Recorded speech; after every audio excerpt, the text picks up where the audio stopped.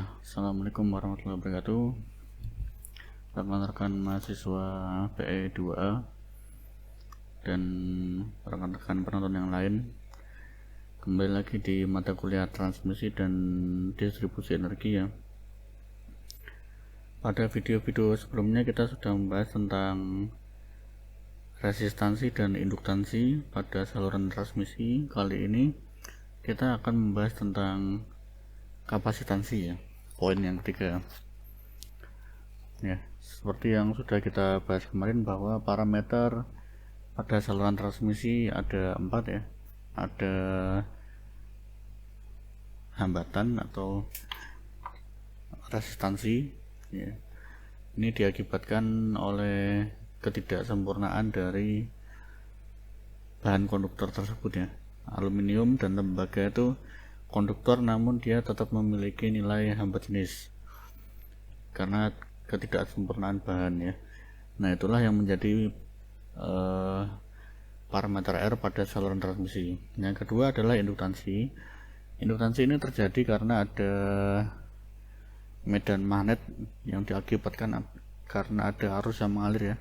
Karena ada arus yang mengalir, kemudian ada medan magnet, dan medan magnet ini menginduksi dirinya sendiri dan menginduksi konduktor di sebelahnya ya.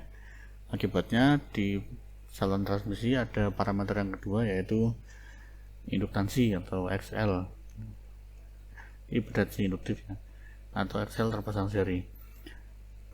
Nah, kali ini kita akan membahas mengenai kapasitansi atau impedansi kapasitif, yaitu XC yang terpasang paralel, yang mana XC ini diabaikan biasanya apabila panjang salurannya kurang dari 80 km ya. Seperti yang kita sampaikan kemarin ya, ini ada induktansi atau impedansi induktif, ada resistansi, ada kapasitansi atau impedansi kapasitif. Yang keempatnya adalah konduktansi, tapi biasanya ini diabaikan. Biasanya seperti ini ya, ini diabaikan konduktansinya, hanya ada kapasitansi. Dan kalau mempertimbangkan kapasitansi berarti salurannya lebih dari 80 km biasanya.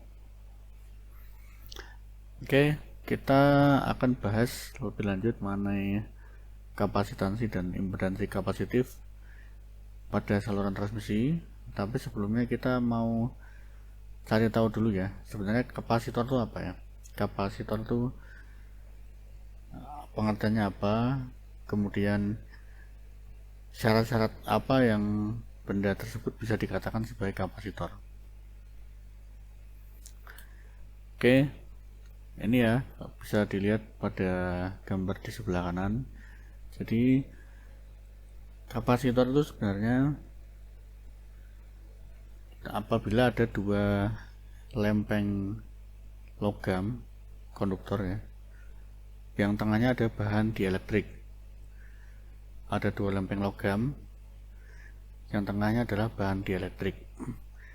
Logamnya ini sifatnya konduktor ya, dua konduktor, dan tengahnya adalah dielektrik. Dielektrik itu adalah isolator. Isolator yang muatan-muatan di dalam bahannya tersebut mudah terpolarisasi ya. Jadi isolator itu tidak mengantarkan listrik, elektronnya tidak mengalir, tapi muatan-muatannya akan terpolarisasi. Jadi apabila diberi listrik DC, nanti muatan-muatan negatifnya akan ada di atas semua, dan muatan-muatan positifnya akan ada di bawah semua. Lebih jelasnya bisa dilihat di gambar. Jadi ini ada lempeng konduktor sebelah atas, ini ada lempeng konduktor sebelah bawah, tengahnya ada yang biru, ini dielektrik. Apabila ini diberi listrik DC, tidak ada arus yang mengalir. Tidak ada arus yang mengalir. Kenapa? Karena ini bahannya isolator.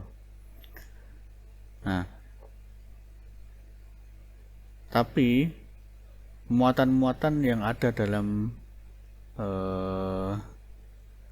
dielektrik ini akan terpolarisasi. Jadi muatan-muatan negatifnya akan tertarik ke atas semua, dan muatan-muatan yang positif akan tertarik ke bawah semua ya.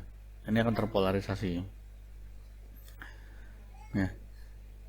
ini awalnya akan ada arusnya ini digunakan untuk mempolarisasi ini, tapi kemudian tidak ada arusnya lagi. Itu untuk listrik DC ya. Jadi apabila ada dua konduktor, tengahnya adalah dieelektrik, nah itu bisa disebut sebagai kapasitor ya.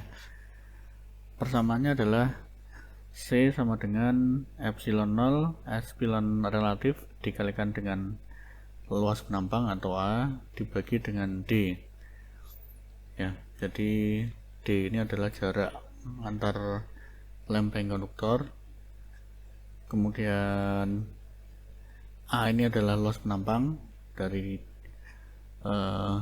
batang logam konduktor yang atas dan bawah. Epsilon 0 ini adalah permitivitas vakum ya. Jadi permitivitas dari bahan vakum ya, pada hampa udara, yaitu 8,854 kali 10 pangkat min 12. Epsilon R ini adalah permitivitas relatif ya terhadap vakum ya. Oke, dari rumus ini kita bisa ketahui bahwa makin luas penampang maka makin tinggi kapasitansi ya. Makin luas penampang maka makin tinggi kapasitansi. Yang pertama. Yang kedua, makin lebar D atau jaraknya ini, maka akan makin rendah kapasitansi ya. Kalau tadi makin luas makin tinggi, kalau ini makin lebar makin rendah malahan. Jadi kalau ini tambah ke bawah atau tambah jauh, berarti malah lebih rendah kapasitasnya. Yang ketiga, makin baik bahan dielektriknya atau epsilon R nya makin tinggi, maka makin tinggi pula kapasitansi. Jadi ada beberapa bahan yang sifatnya permitivitasnya lebih tinggi daripada ruang hampa, misalkan kertas atau mika ya. Makanya kapasitor itu banyaknya bahannya dari mika dan kertas, karena dia memiliki epsilon R lebih dari 1 ya. Nilainya lebih dari 1, bisa 2, bisa 3.